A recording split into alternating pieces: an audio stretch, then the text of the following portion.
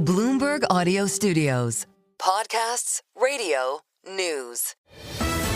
The Stock Movers Podcast, your roundup of companies making moves in the stock market, harnessing the power of Bloomberg data.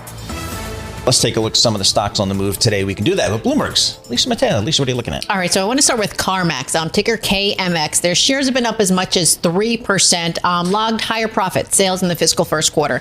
Company sold more cars, and that was despite slightly lower prices, so it was offset by those higher volumes. Its CEO, Bill Nash, said that Carmax benefits from its customer-centric car buying, selling, the selling experience too, so they say people like that.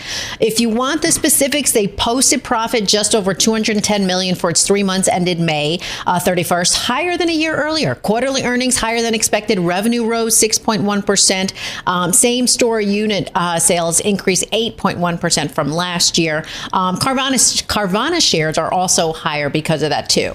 So we go from cars to restaurants. Okay, have you ever been to an Olive Garden, Longhorn Steakhouse, Capitol Grill? Yes. Maybe? Oh, Capitol Grill. Ruth's okay. Chris. Yes. Ruth's Chris. There you go. I kind of like the butter on the steak at the Ruth's Chris. Oh, some people think that's a little cheesy. steak. I think that's pretty good. No, it's delicious. Yes. I know. Yep. I love it. They're all Darden restaurants, right? So ticker DRI up just over 1%. Slightly better than expected sales. Its earnings did edge down a bit.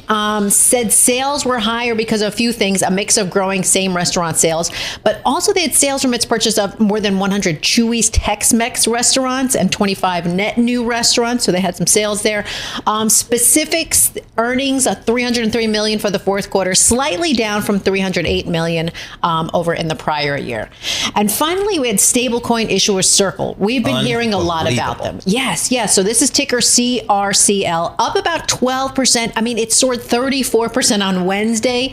The Senate passed the Genius Act. That's a bill to regulate stablecoins. So it basically sets up these regulatory rules for cryptocurrencies that are pegged to the dollar.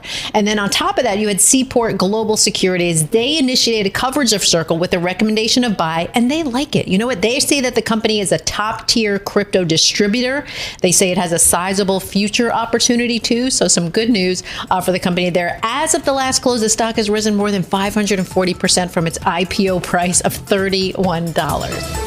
The Stock Movers Podcast from Bloomberg Radio. Check back with us throughout the day for the latest roundup of companies making news on Wall Street.